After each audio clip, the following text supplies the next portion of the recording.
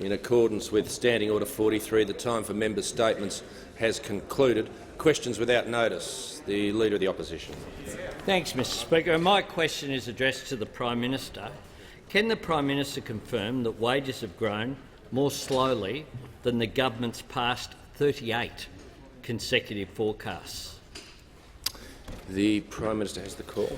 Thank you, Mr Speaker. I thank the member, Leader of the Opposition, for his question. I can confirm that when it comes to real wages growth, in the most recent quarter, the through-the-year growth was 0.7%.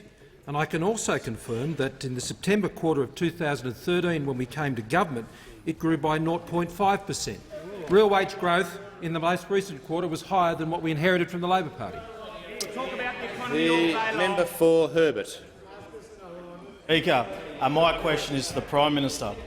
Will the Prime Minister update the House on how the Morrison government has been providing assistance to communities in North Queensland dealing with the effects of damaging floods, and what communities in other areas of the country now affected by bushfires can expect in support?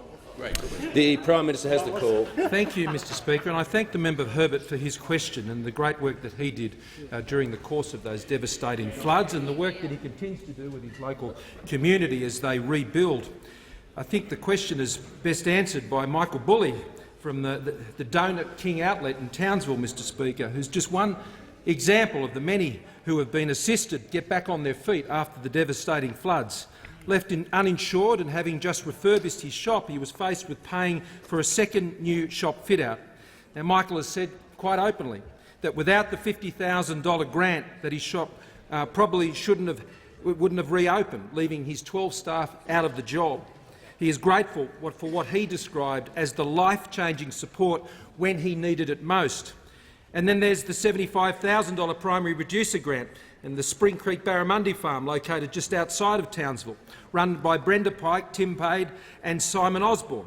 And that grant has assisted them rebuild and get staff back to work. The floods cut off their roads, blew out the pine walls, collapsed the roof of their processing room and eroded their production ponds. And they said that being able to access these funds really helped us get back underway as quickly as possible and helped to minimise some of the financial hardship felt after the disaster. The government responded quickly when it came to the floods in North Queensland. We have made over $3.3 billion available to assist people, businesses and communities recover from the floods. Over $118 million was provided and paid to 96,000 individuals in disaster recovery payments and allowances. Over $232 million was paid to the Queensland Government under our disaster recovery funding arrangements for the provision of immediate assistance, including immediate grants and loans and mental health support.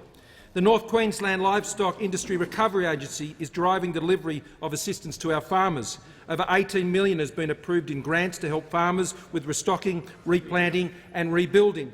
$86 million has been paid to over 1,600 farmers under the 75,000 primary producer grants, and $8 million has been paid to around 600 small businesses under the 50,000 Small Business Grants program. Now, elsewhere in the country, now in Queensland and New South Wales, more Australians are impacted by natural disasters. 9 houses have been destroyed and further 7 have been damaged in north-eastern New South Wales set by fires. 17 houses have been destroyed in Queensland and another 86 houses have been damaged. Our government is supporting both the New South Wales and Queensland governments through the jointly funded Commonwealth State Disaster Recovery Funding Arrangements, and assistance under these arrangements has been activated in 7 local government areas in New South Wales: Armidale, Clarence Valley, Glen Innes, Inverell, Tenterfield, Uralla and Walker, and 2 in Queensland, Scenic Ribbon, Southern Downs. They can expect the same support that we're able to provide so quickly and swiftly to the people of Queensland, and the floods will be there for those affected by fires also. The member for Sydney. Thank you, Mr Speaker. My question is to the Prime Minister. The number of Australians doing an apprenticeship or a traineeship is lower than it was a decade ago. So why has this government cut $3 billion from TAFE and training? The Prime Minister has the call. I've learned from experience that when the member for Sydney puts forward statistics or figures, they can never be taken at face value, Mr Speaker. But what I can tell you is at the last election, our government committed to 80,000 new apprentices, and, Mr Speaker, as that program has begun to be wound out, Mr Speaker. We've already had 2,000 people take up that program, and we look forward to further success. The Prime Minister's concluded his answer. I haven't called the member for Sydney yet. Is the member for Sydney seeking to table the document? I was seeking to table a document to prove the numbers that the Prime Minister is questioning. Where it's from? Is leave granted?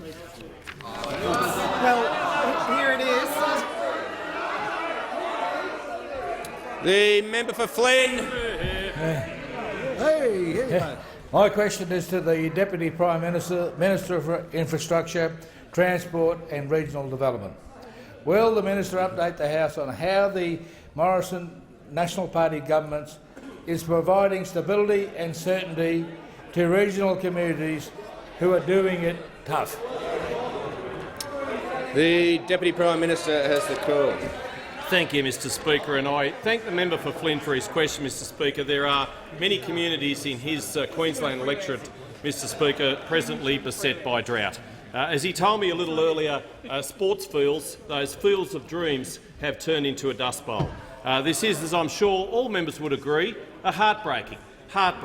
They've been forced to truck in water to Miriam Vale, population 500. I know there are a lot of other communities across the country where this is a sad fact too. This is cattle country, where the member for Flynn comes from, and beef producers, indeed all small businesses, are feeling the pinch. Whether it's Eidsvold, Emerald, Gayndah or elsewhere, Mr Speaker, people encountering drought are doing it tough. But they're resilient folk. Country people always are. They know that relief and recovery efforts are being made to help them through, and they know that it will rain again eventually. And until it does, we're there right behind them. We as a government, I'd like to think that we as a parliament, member for Hunter, I'd like to think we as a parliament would offer the bipartisanship, the sort of bipartisanship that Bill Kelty, a good union man, is offering the Foundation for Rural and Regional Renewal. Now, he's partnering with John Sharp to take up a position on that august organisation. He knows what a role that organisation is playing. Of course, regional communities across Australia, and especially in Queensland, have endured plenty in recent times. The fires presently burning, the flooding which caused such damage in the north in February. And as we go through these tough times, it's important to know that the government, as I said, the parliament should, and indeed organisations such as FRRR are behind them. Now, FRRR was established 19 years ago in the year 2000 with the bipartisan support of the government. Mr Speaker, a $10 million initial contribution. I don't know why you're yelling so much. This is helping all country communities, member for Hunter. It's time you came to the table and just behaved yourself occasionally. There are country people doing it tough, and you won't ever stop yelling out at them. You should behave yourself. You're a disgrace. The Deputy Prime Minister will resume his seat. Deputy Prime Minister will resume his seat. The Deputy Prime Minister will resume his seat. The member for Hunter will, if he's not raising a point of order, I haven't called you yet. I'm allowing you both to calm down for a second. I'm calm, Mr. Speaker.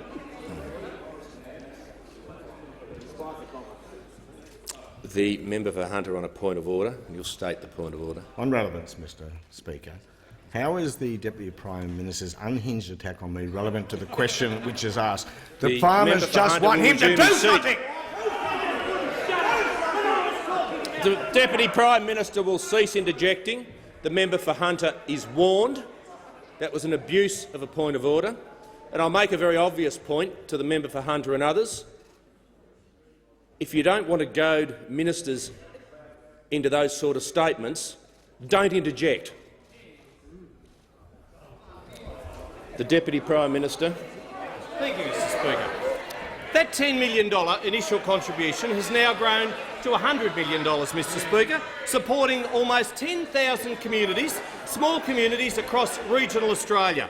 We too, as a government, support the Foundation's work. It's important work, Mr Speaker, and that's why last year the federal government granted the Foundation an additional $15 million to provide funding under the Tackling Tough Times Together program. It's a good program, it's helping good people, and it's a very, very good initiative. Thank you, Mr Speaker. The Leader of the Opposition seeking indulgence. On indulgence, very briefly, Mr Speaker. This side of the House does stand, including the member for Hunter, with the government when it comes to drought issues. The response was due to No, the Leader of the Opposition will resume his seat. We're not going to debate the matter. The member for McEwen.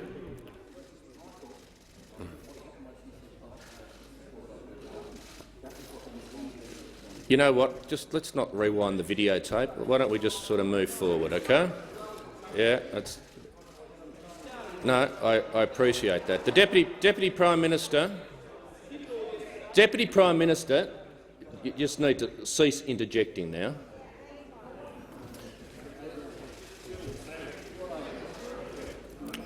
Member for Sydney, being uncharacteristically patient. It's good. Member for Sydney has the call.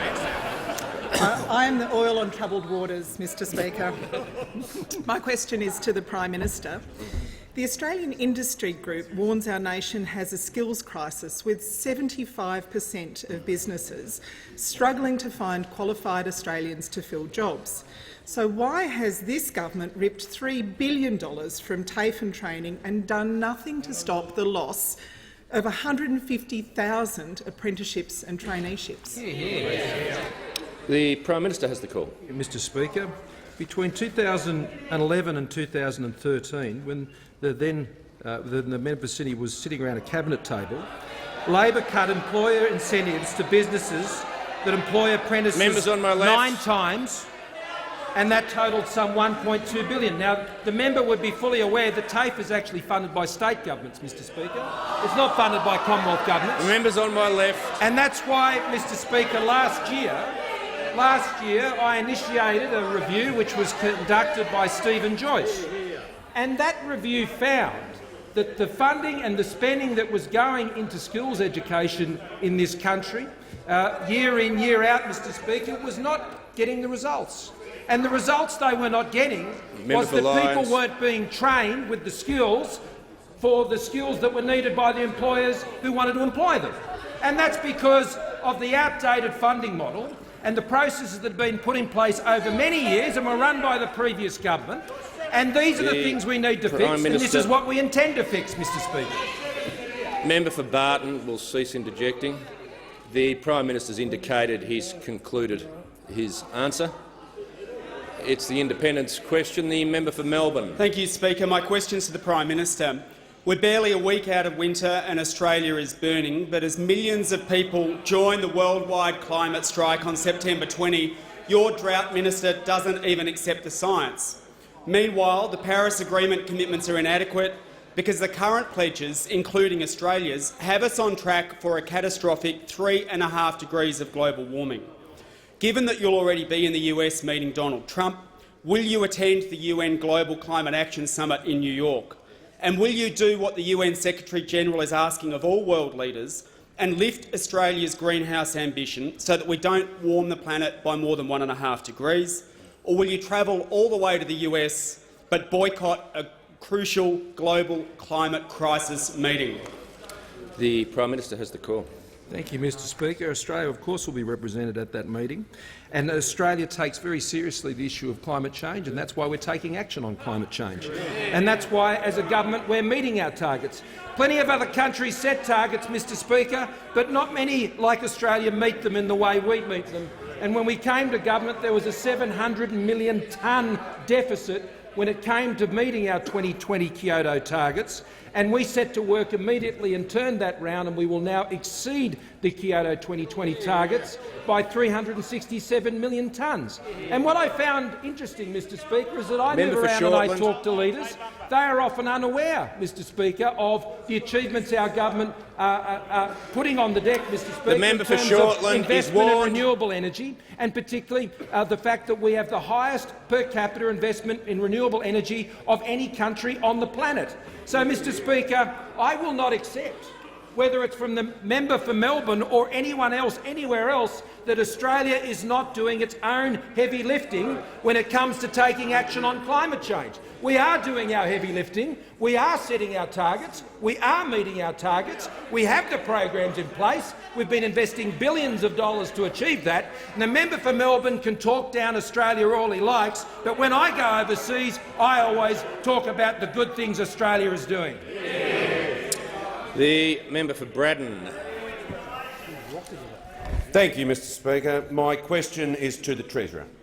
Will the Treasurer please update the House on how the Morrison government is providing stability and certainty by delivering tax relief for millions of hard-working Australians, including in my electorate of Braddon?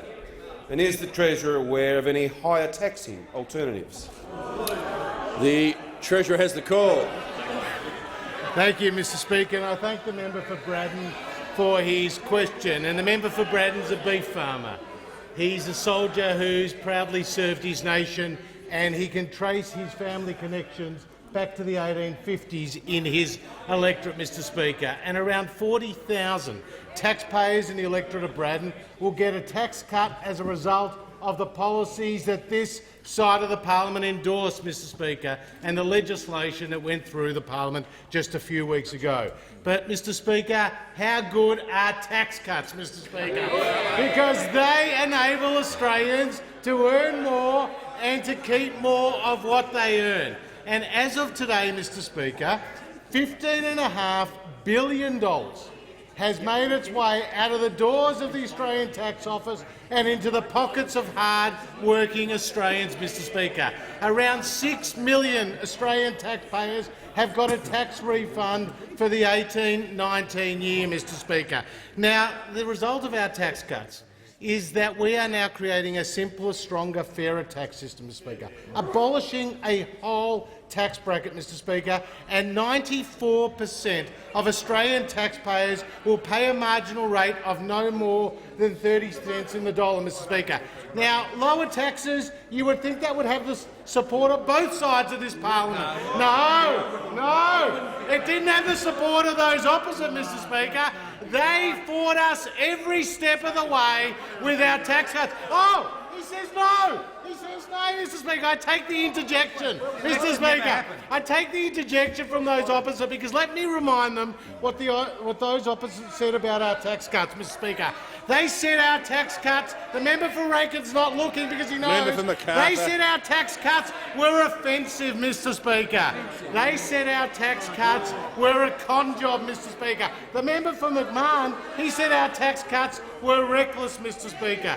Now we see a tug of war between the member for Grainler, Mr Speaker, backed up by the member for Hindmarsh, and Chairman Swanee, Mr Speaker, backed up by his acolyte, the member for Rankin, Mr Speaker. A tug of war over the $387 billion of higher taxes. But today, Mr Speaker, there was another player in that debate. Another player in the debate. The member for Maribyrnong came into the debate, Mr Speaker, and he said it was inevitable that they would have to rethink their policies, Mr Speaker. I think this is the first time the member for Maribyrnong and the member for Grainler have been on the same side of a debate, Mr Speaker, because the Australian people know that the Labor Party will always be the party of higher taxes, Mr Speaker, and the Coalition will always be the party of lower taxes and more jobs. The Treasurer's time has concluded. The member for Isaacs. Thank you, Mr Speaker. My question is to the Prime Minister. What steps did the Prime Minister take to ensure that the member for Chisholm is a fit and proper person to sit in the Australian Parliament? The Leader of the House can resume his seat. That question is out of order. It doesn't go to the Prime Minister's responsibilities at all. And I'm going to the next question, which is the member for Bass. Thank you, Mr Speaker. My question is to the Treasurer. Will the Treasurer inform the House how the Morrison government is ensuring stability and certainty by combating the threat of the black economy, and is the Treasurer aware of any alternative policies? The Treasurer has the call again.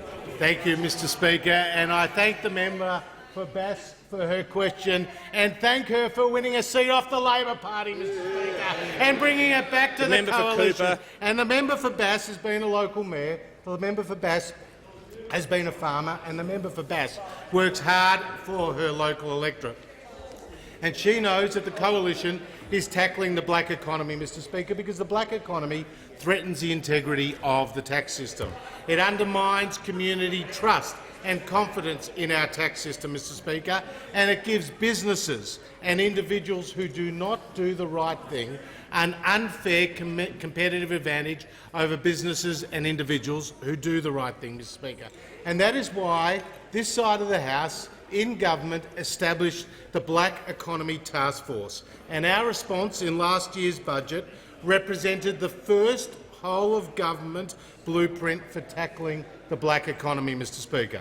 There were measures that we committed to which will see an additional $5.3 billion.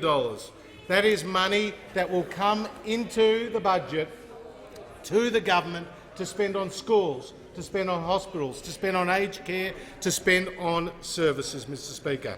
We have completed 22 of the task force recommendations, with another 36 currently in progress. Shifting the taxing point for illicit tobacco, strengthening government procurement, increased integrity measures for high-risk sectors, and a cash payment limit of $10,000, Mr Speaker.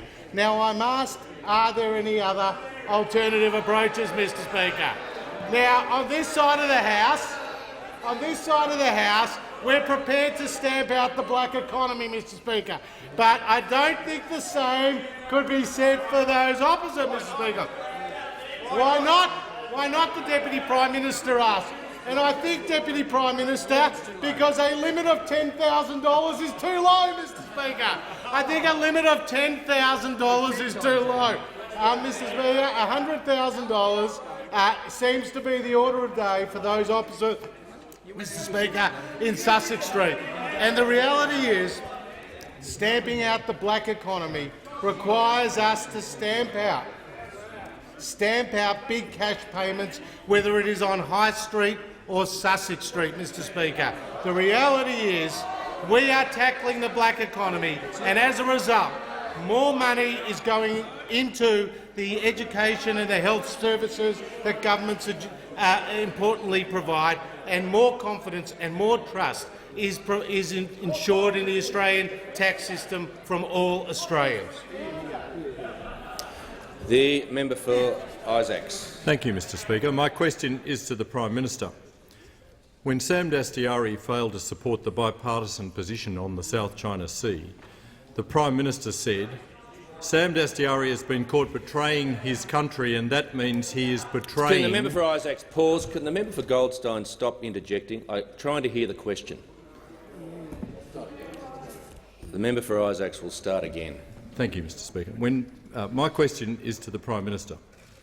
When Sam Dastyari failed to support the bipartisan position on the South China Sea, the Prime Minister said, "Sam Dastyari has been caught betraying his country, and that means he is betraying every patriotic Australian in this country." Does the Prime Minister stand by that statement and the standard it sets? Will the Prime Minister apply this test to the member for Chisholm?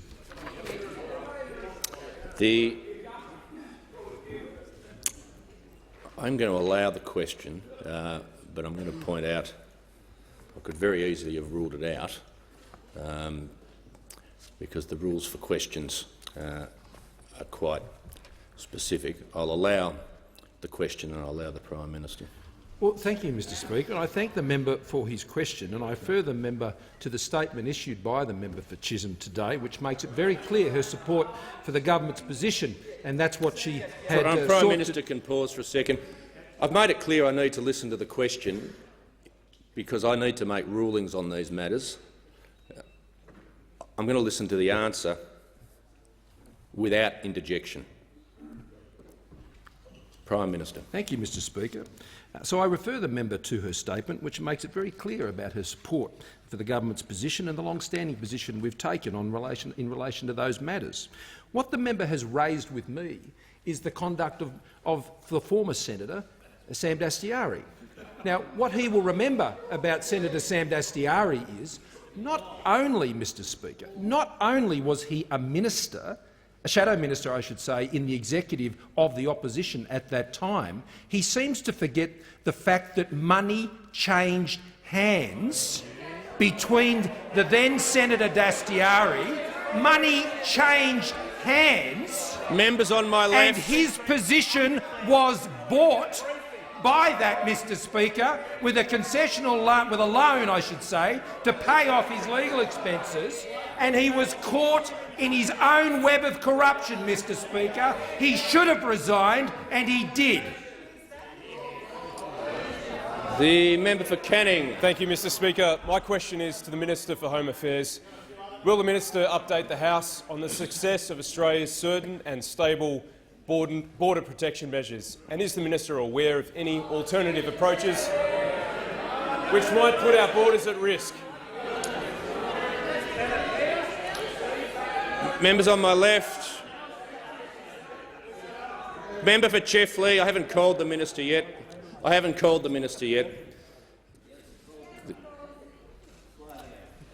That's because people like the member for Barton keep interjecting. The minister has the call. Thank you very much, Mr Speaker. I thank the honourable member for his question.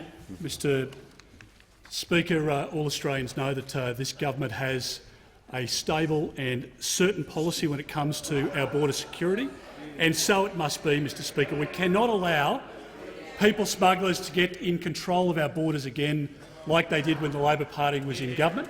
Why is that relevant? Because 1,200 people drowned at sea, thousands of children were put into detention, and, Mr Speaker, the reality is that Labor would repeat all of those mistakes again if they were to be elected into this parliament. Mr Speaker, I'm reminded when I'm asked about whether or not there are other approaches of a very informative article from the very well-connected James Campbell. And Mr Campbell, as you know, wrote an article on the 4th of September. He is very well connected to people within the Labor Party, I understand. Lots of connections there. Lots of information flows. Now, let me just remind you of what he said in his article, because it's interesting when we talk about the Labor Party position. He said, and I quote, "Christina Keneally thinks she's on a winner by attacking border protection policies, but political history dictates that she is so wrong." Now, he goes on in his article to say, and I quote, Mr Speaker, "Anthony Albanese, of course, came to the leadership having voted against the motion at Labor's national conference that gave the party's blessing to the Abbott government's policy of turning back boats at sea." Now, he goes on with some very well-informed comments in relation to Ms Keneally. I don't know why the member for Maribyrnong is looking away as I'm mentioning this, but I don't know whether he knows anything about this article. I'm not sure whether he knows anything about this backgrounding, but he can make his own comments. But Mr Campbell goes on to say that it's all very odd, especially as there is a huge question over the sincerity of her own boss's views on border protection. So, Mr Speaker, it caused me to go back to have a look at the Leader of the Opposition's comments and his flip-flop positions when it comes to border protection.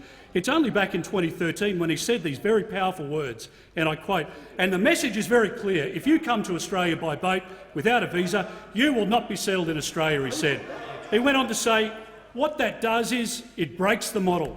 That's what we need to do." That was from the Leader of the Opposition in July of 2013. Now, fast forward 2 years, he says this, Mr Speaker, a direct quote from the Leader of the Opposition: "I couldn't ask someone else to do something that I couldn't see myself doing. If people were in a boat, including families and children, I myself couldn't turn that around." That's when he was showing his compassionate side. So he's got many sides, many faces, and if he doesn't know what he believes in himself, the Australian public shouldn't believe in him.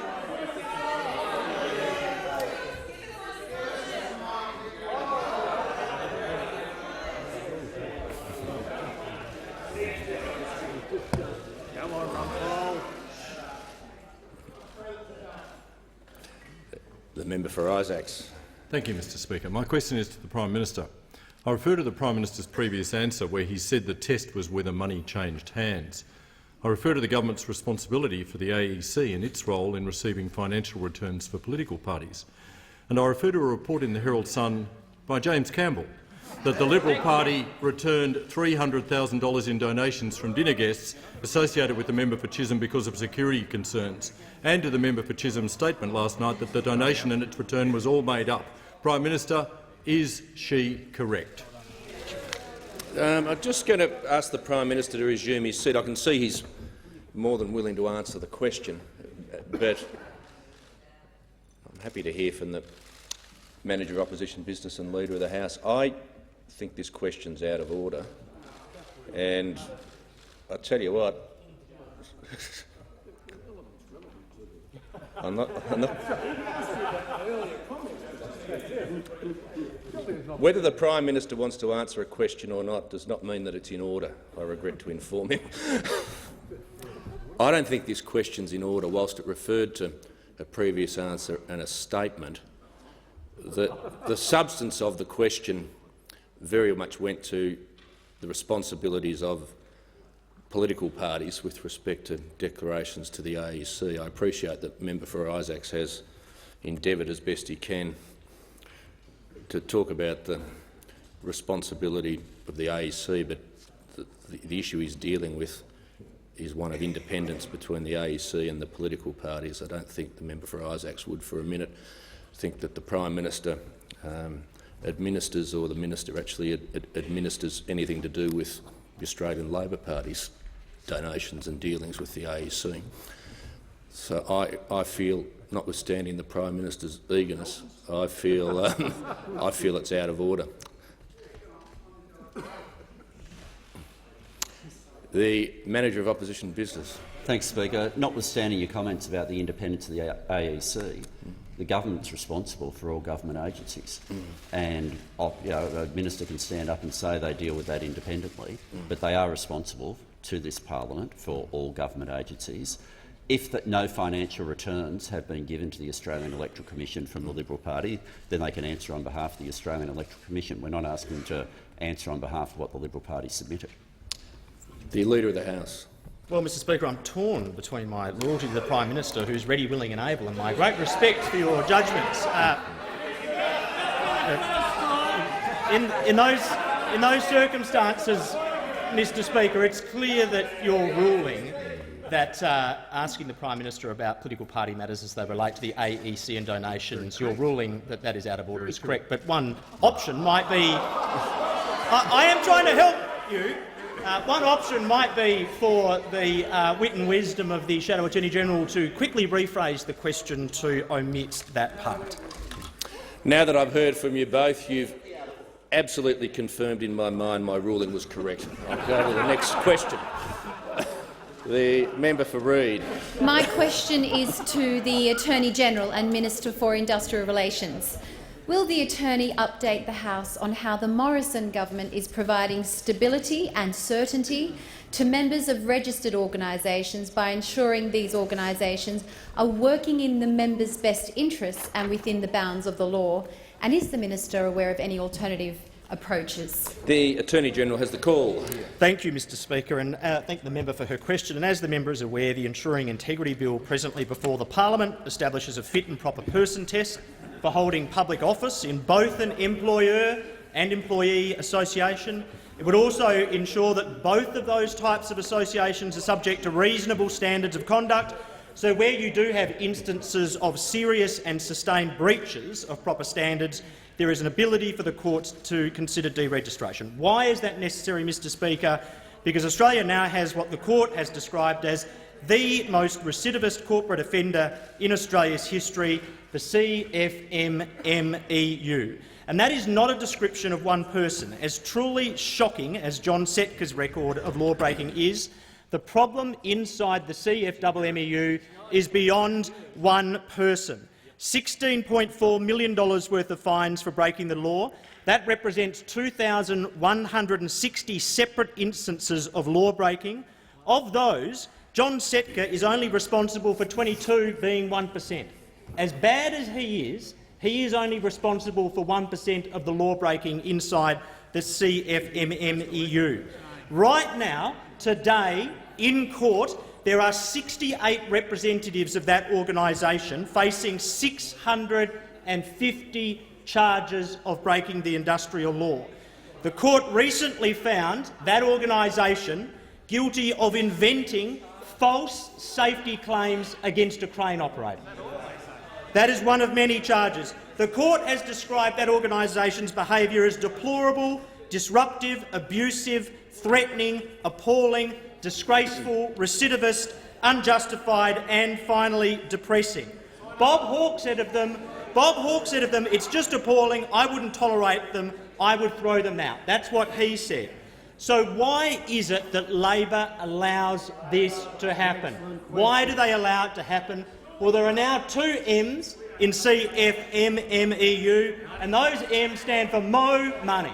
Mo Money for the Labor Party. The more they break the law, the more the money flows. And let's just count backwards from last year. Funny, we mentioned the AEC. Party political disclosure return. The familiar address of Level 9 377 Sussex Street, 120,000, 113,000, 218,000, 106,000, 230,000, 197,000. This is an organisation that the court has said that there is absolutely no evidence of any compliance regime. No evidence of any compliance regime. The good news is, though, there is some transparency. The money now comes in clear plastic bags, not brown paper bags, as was previously the case.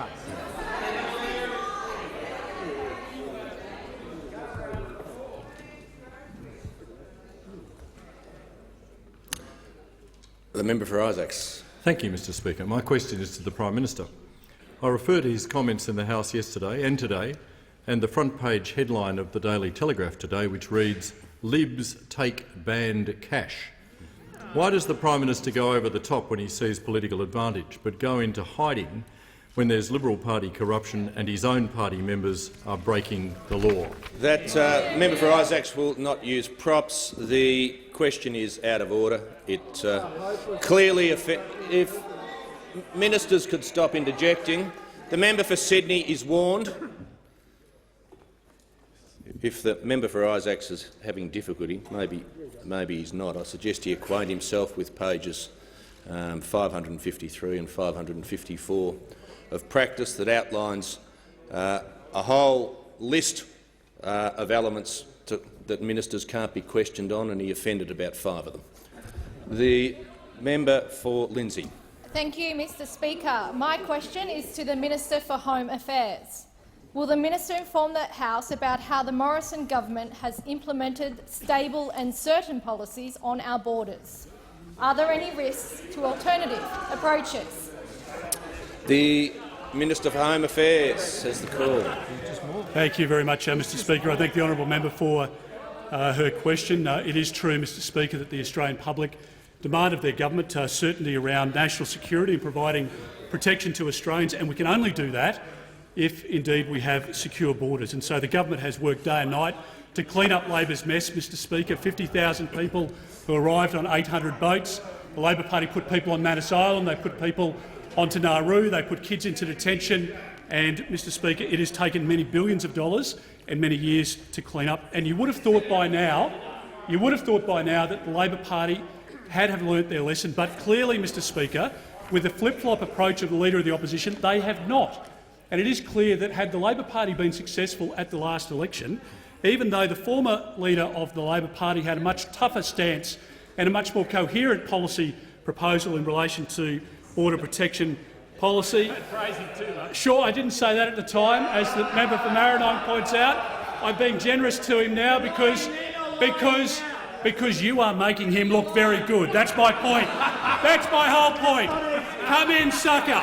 Come in, sucker. You make him look like the Dream Leader. The Dream Leader. You don't stand for anything. You don't stand for anything. And no wonder— The Minister will resume his seat. The Minister will resume his seat. The member for Griffith will cease interjecting. The member for McEwen is seeking to raise a point of order. The member for Point McEwen. of order, Speaker. You might ask the minister, who continually does this, to actually refer his remarks through the chair.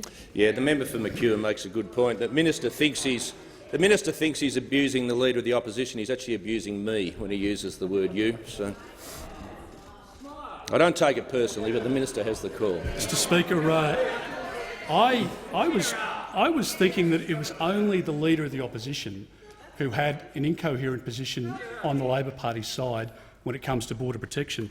But as it turns out, Mr Speaker, he's a little sensitive. The Minister will resume his seat. The Leader of the Opposition on a point of order. On relevance, Mr Speaker, I know he's a bit obsessed, but maybe he can refer to the 4,000 times he's used his ministerial intervention powers.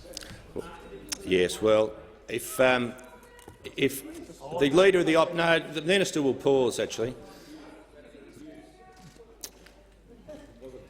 it was an irrelevant point of order, and if the Leader of the Opposition wants an answer to that question, he'll just need to ask it. The Minister has the call. Thank you, Mr Speaker, and I'm happy to answer it because you know what those visas were issued for? To get people out of detention that you put into detention. That's what I did. 95% of those cases were people that you put into detention. I got them out of detention. Say to the Minister, I gave them work rights as well in the community. The Minister's microphone's off.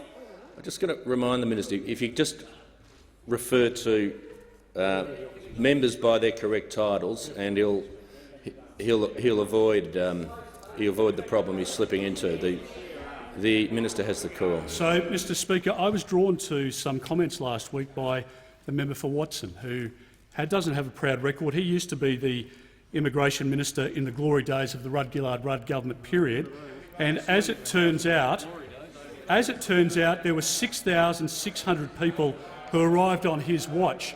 So imagine my surprise last week when he was out there saying it would be in, and I quote, the national interest for people who had come by boat to settle in our country. It's strange because at the time when he was minister, he ran a $37 million advertising campaign saying, Mr Speaker, that you won't be settled in Australia if you come here by boat without a visa.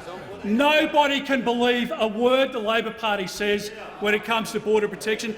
They haven't learned a thing since Kevin Rudd was Prime Minister. In actual fact, when you look at the succession of Labor leaders, this one is the worst and most incompetent leader when it comes to border protection the Labor Party's ever seen. The Minister's time has concluded. Just before I call on the next question, I'd like to inform the House that we have present in the gallery this afternoon the Australian Political Exchange Council's 7th delegation from the Republic of Korea. On behalf of the House, I extend to you a very warm welcome. The member for Isaacs. Thank you, Mr Speaker. My question is to the Prime Minister. Can the Prime Minister explain why it was proper for the Liberal National Party to accept a donation from the CEO of Brisbane-based company Canstruct during negotiations with the Commonwealth, which resulted in the award of a $591 million contract by the Department of Home Affairs? Yes, the Leader of the House, I think. On the same matter that was raised previously, the entirety of that question is out of order. The entirety of it deals with a party political matter and a donation within the auspices of the AEC. Yes, and I'm just going to say now to the member for Isaacs, if the Minister for Home Affairs and the Leader of the Opposition can just be quiet for a second. I'm just going to say to the member for Isaacs something I've raised before, and I'm going to flag it right now so that there's no surprise. These questions are out of order. It's about the third one in a row that's out of order.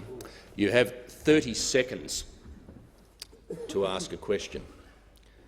I allow preamble, but if I come to the view that these are deliberately outside the standing orders,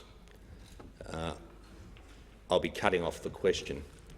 Well, really, it's not the question, the statements that are clearly out of order. I've asked the member for Isaacs to acquaint himself with what I think is a very simple principle,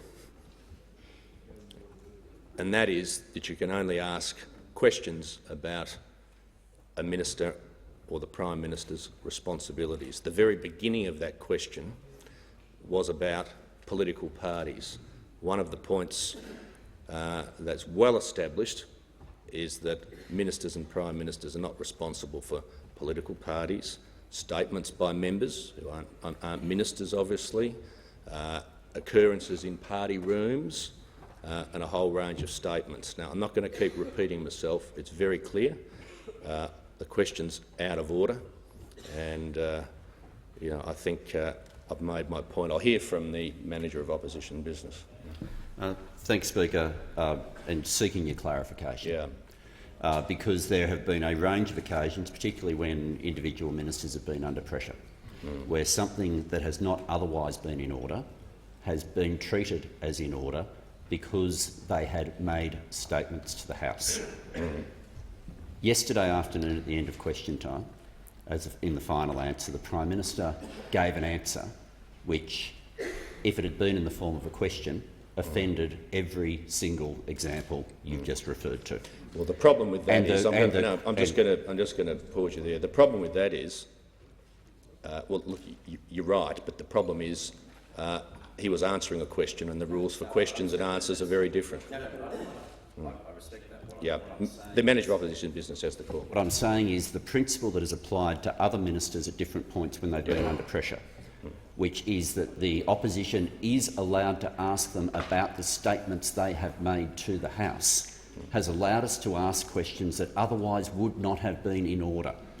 That question, that answer that was given by the Prime Minister yesterday should be able to be interrogated because of the issues it opened up. The Prime Minister went onto new ground yesterday afternoon, and it should be quite proper for the opposition to test whether or not there are examples that would be regarded as hypocrisy by that answer being given yesterday.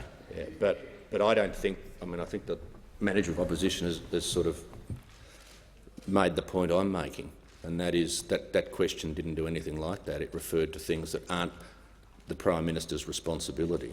Certainly, members' statements can be referred to. I mean, that's a well-established precedent. I couldn't stop that. But just because the Prime Minister's made a statement, it doesn't allow the member for Isaacs to ask whatever he feels like. And look, let's be frank here. I mean, we're all politicians. I mean, I'm ruling the questions out of order, and you know, there doesn't seem to be, you know, any upset or outrage on my left. I mean, let's just call a spade a spade. Well, sorry, I should have corrected that. I don't.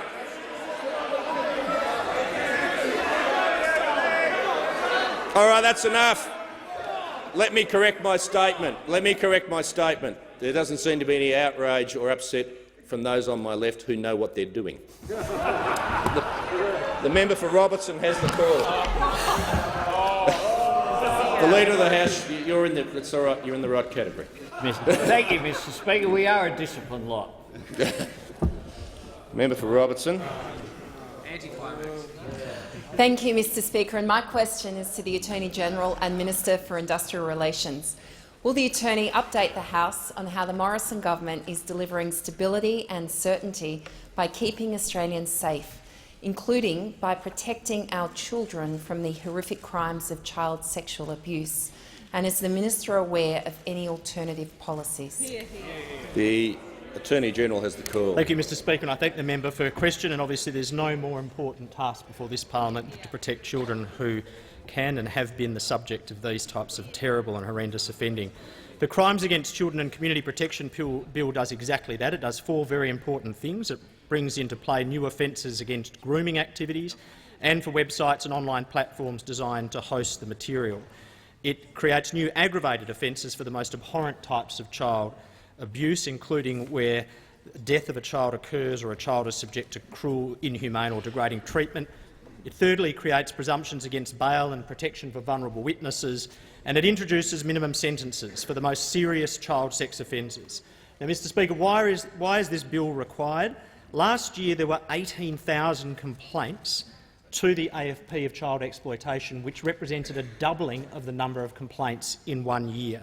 Prosecutions, which are often very difficult, are up 18% since 2016-17, and last year a staggering 28% of convicted Commonwealth child sex offenders did not spend a single day in prison. And in fact, since 2012, 42% of Commonwealth child sex offenders did not receive a term of imprisonment, and for those who did, the average length of time actually served was 6 months. Now, these are matters that must be corrected, which is precisely what this bill does. It will provide specific and general deterrence by those four matters that we've noted, but particularly with respect to minimum sentencing. And Labor has a position apparently on minimum sentencing. It was expressed by the Shadow Attorney-General, in very clear terms. He says, quote, "Labor has a long-standing opposition to minimum sentencing." He then restated Labor are firmly opposed to mandatory sentencing. Given the importance of this issue, it is worth interrogating how long-standing and how firm that opposition is. Have there been offence categories which are so bad that exceptions have been created to this principle? Well, first, a Labor Commonwealth Attorney-General in this parliament introduced minimum sentences for aggravated offences of people smuggling. He said at the time that that reflected the seriousness of the activity being prosecuted. Secondly, all states have minimum penalties for homicide, and as recently as 2006 in Queensland the Labor minister affirmed and increased those. Third, Labor in WA introduced minimum penalties for aggravated home invasion. And fourth, last year, in Victoria, the Labor government introduced minimum penalties for those that assault public officers, including ambulance drivers. And it raises this question. If it's appropriate to create an exemption, as I think it is, for minimum sentences to apply for someone— Can the minister pause for a second? The member for Shortland's already been warned. The member for Scullin is now warned, and so is the member for Petrie. The Attorney-General has the call. If Labor has a minimum sentence for assaulting ambulance drivers, which is quite fair and proper, why not for child sex offending? The minister's time is concluded. The member for Isaacs. Thank you, Mr Speaker. My question is to the Prime Minister. Did the Minister for Home Affairs' actions meet the high standards expected of ministers under the ministerial standards, given an ABC report that the Minister for Home Affairs had a private lunch with Wang Zhangmo at a Chinese restaurant in Sydney, which was arranged by a lobbyist who called the minister one of his best friends and said he could arrange access to the minister's office for $20,000? And has the Prime Minister taken any steps to investigate that report? The Prime Minister has the call. Thank you, Mr Speaker. The declarations that are made in relation to donations are set out on the public record. I want to make something very clear. When I was talking about money changing hands, I wasn't talking about donations. I was talking about expenses that were picked up personally by Senator Dastyari. By Senator Dastyari personally. His legal expenses and his travel expenses. I've made no reference, Mr Speaker, to donations. Donations should be declared in the ordinary course of business. And they are, and they should be transparent. And that's the case here, Mr Speaker. The member for North Sydney. My question is to the Minister for the Environment. Will the minister update the House on the Morrison government's stable and certain approach to reduce Australia's waste and increase our domestic recycling capacity? The Minister for the Environment.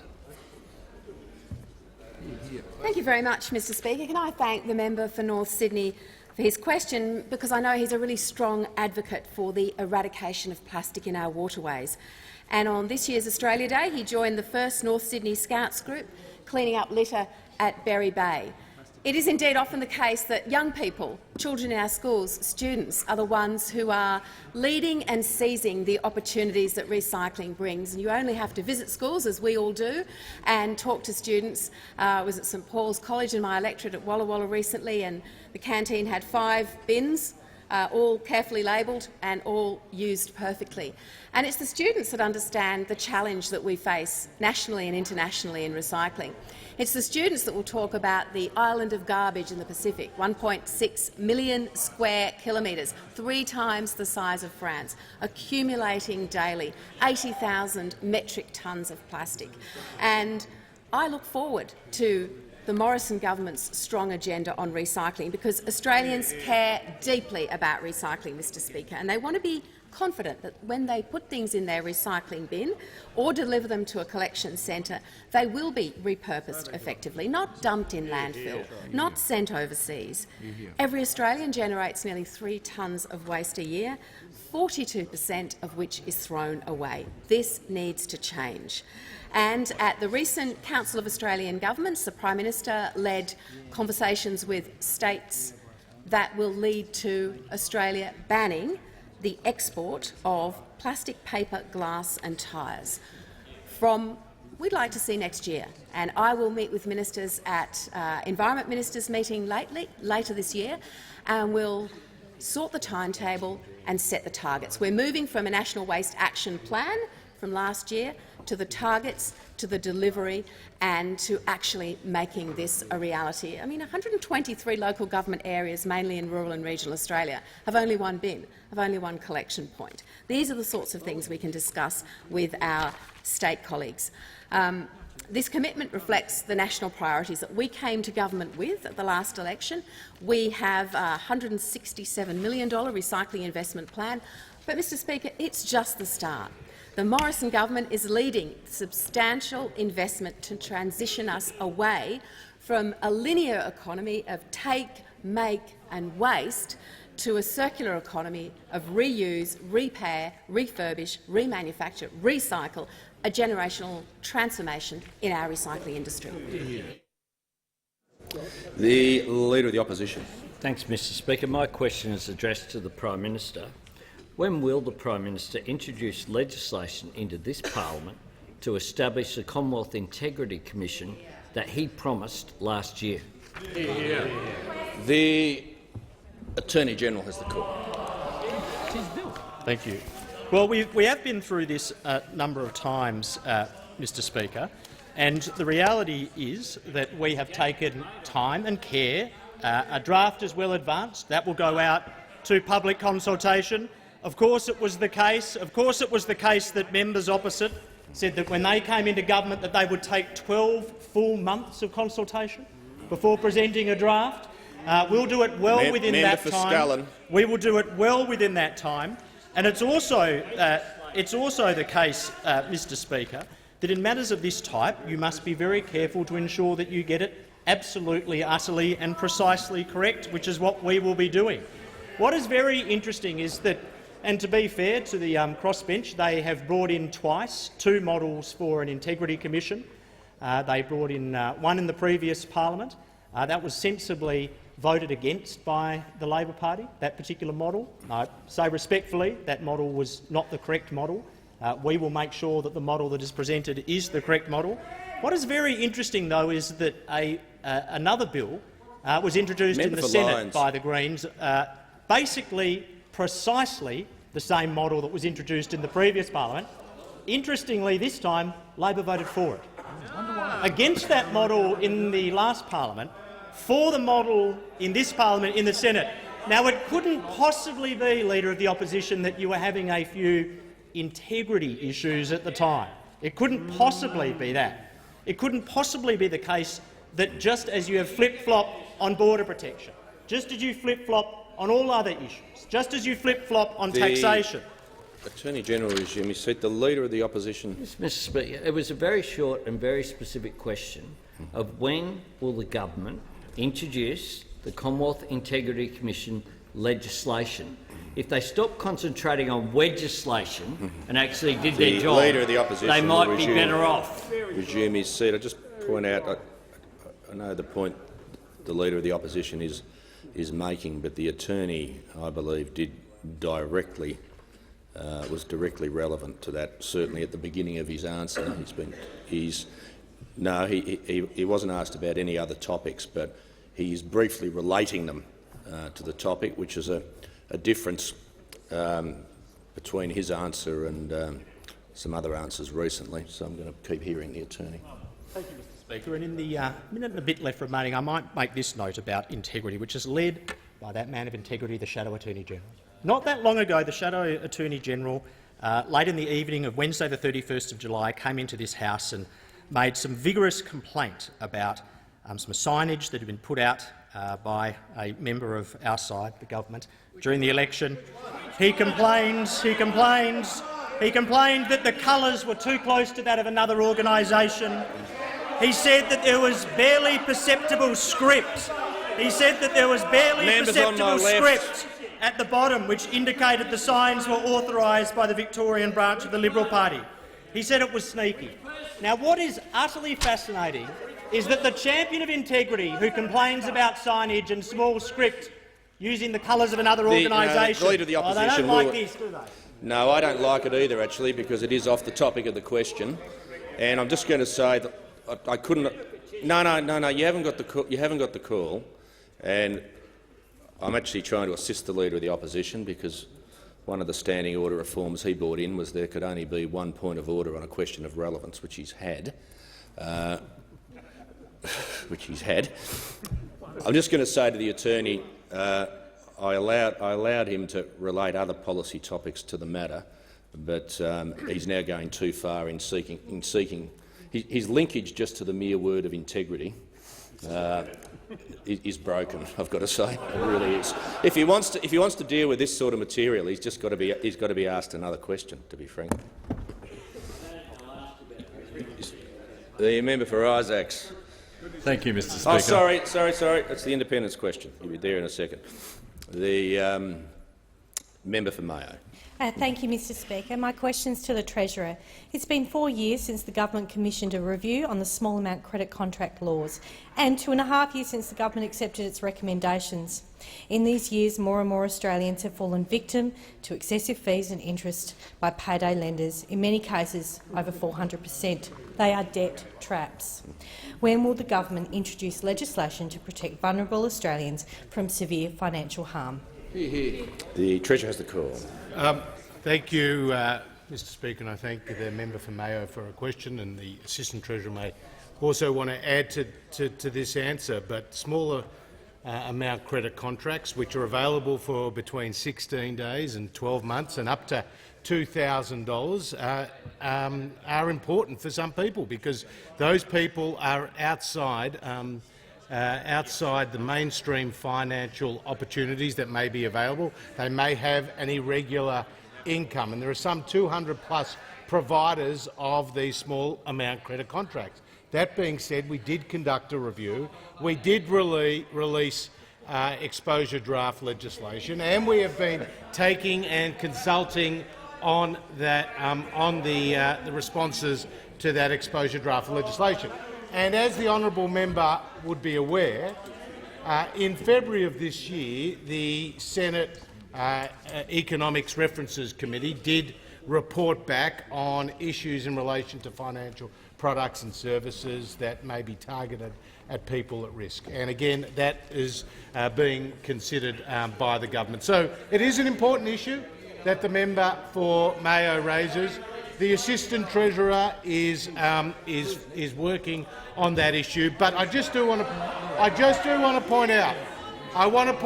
It's about getting the balance right.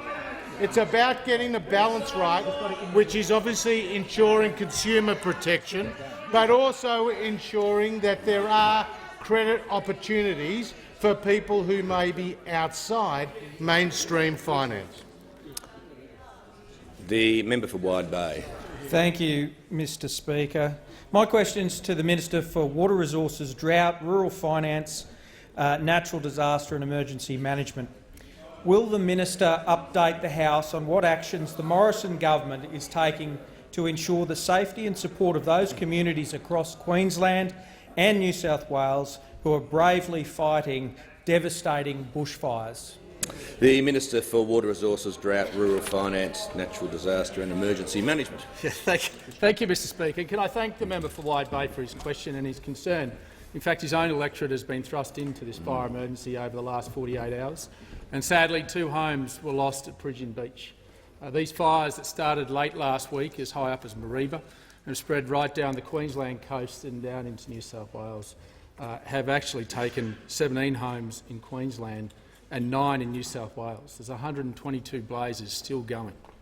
The federal government, upon the request from state government, immediately enacted the resources with the Australian Defence Force, thanks to the Defence Minister, using Kokoda Barracks in housing New South Wales firefighters who came into Queensland to help around Canungra, and Canungra Army Base was also used.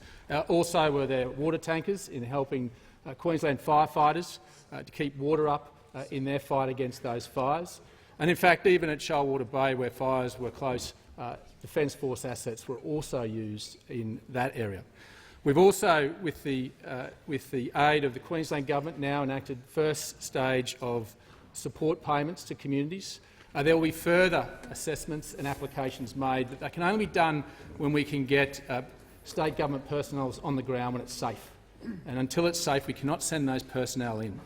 And once it's done, we expect those applications to come through, and we give the commitment that we'll stand shoulder to shoulder with the state government and make sure those applications are assessed very quickly and the money flows. It's important that we do that.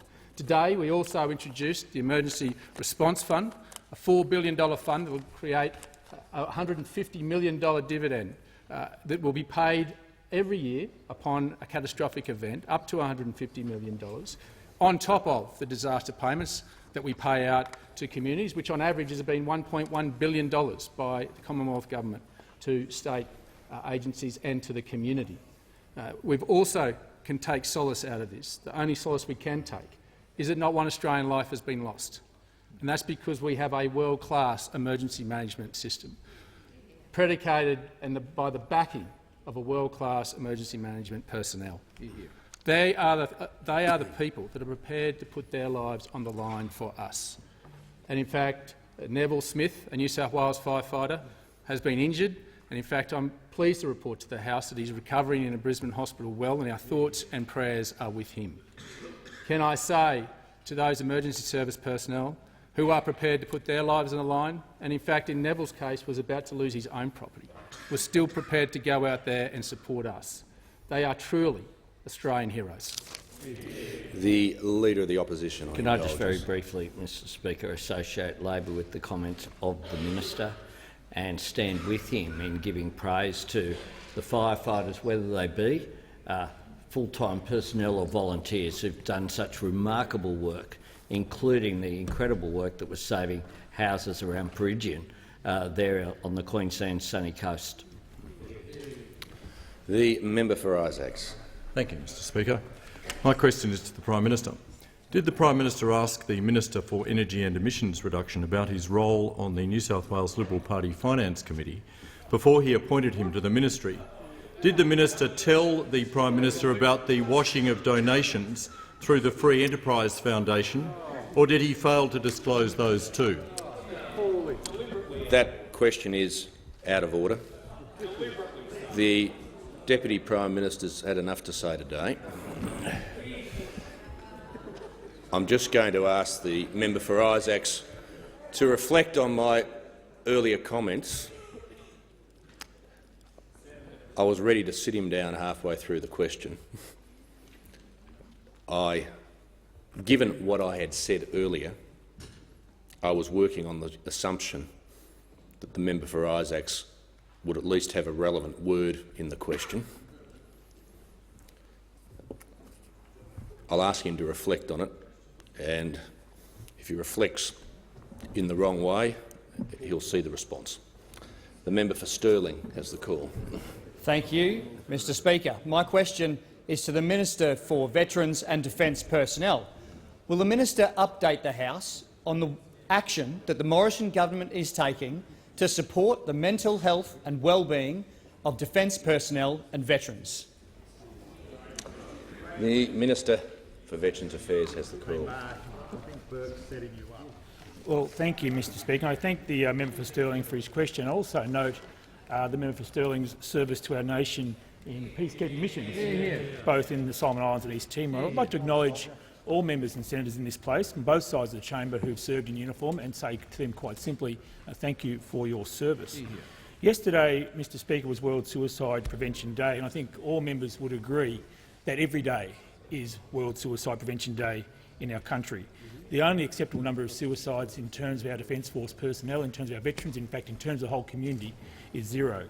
And I'd encourage anyone who's listening who may be disturbed by the commentary, the discussion on World Suicide Prevention Day, particularly amongst our veteran community, to contact Open Arms on 1800 011 046. That's 1800 011 046. And I acknowledge, Mr Speaker, we need to do more, and as a government we are doing more when it comes to mental health and the well-being of our veterans and serving members. I want to stress, as I do at just about every occasion I get to speak in this portfolio, Mr Speaker, that service in the Australian Defence Force is overwhelmingly a positive experience for those members. We can be proud as a nation of the work that the members of our Navy, Army and Air Force do on our behalf to keep us safe in a very challenging world. But it can result, and it does result on occasions, in physical injuries and in poor mental health. and we encourage serving members and our veteran community to please seek help early. The best chance of a full recovery is to seek help early, to receive treatment and then go on with the rest of your life. So we do encourage those serving members and our veteran community to seek help early. As a government, we have taken steps which I acknowledge quite freely have been supported by those opposite to support improved mental health of our veteran community and our serving members. Changes like, Mr Speaker, free mental health care for all veterans and their families. In fact, it forms part of the $230 million per year mental health budget to the Department of Veterans Affairs. We've seen the expanding role of assistance dogs through a research program through La Trobe University, and now the Department of Veterans Affairs is in a position to actually fund the purchase of assistance dogs to support our veteran community. There was $30 million announced during the election campaign for 6 new wellbeing centres across Australia. We're rolling out those wellbeing centres in the weeks and months ahead in negotiation and consultation with local members and the ex-service communities in those areas. There was $4 million been announced, Mr Speaker, for mental health first aid programs in partnership with the RSL across the nation. And only in recent weeks, Mr Speaker, I've had the chance to meet with state ministers, but also backbenchers in this place on both sides of the House, and sought their active engagement in our plans to have an improved new mental health strategy and action plan in place by the end of this year. So as a government, and I think as a parliament, we are committed to putting veterans and their families first and eliminating the scourge of suicide across our nation. The Deputy Leader of the Opposition on indulgence. Thank you, Mr Speaker. Can I associate the opposition with the comments of the Minister, both in terms of the gratitude that he expressed towards those who have served in the uniform of our nation, and also in terms of the efforts to engage in suicide prevention, and note, as the Minister has, that there is a particular scourge in terms of suicide amongst veterans, which is running at something like twice the national rate, and it is something that across the chamber we absolutely need to address, and I commend the Minister for his efforts in working with us to achieve that. The Prime Minister.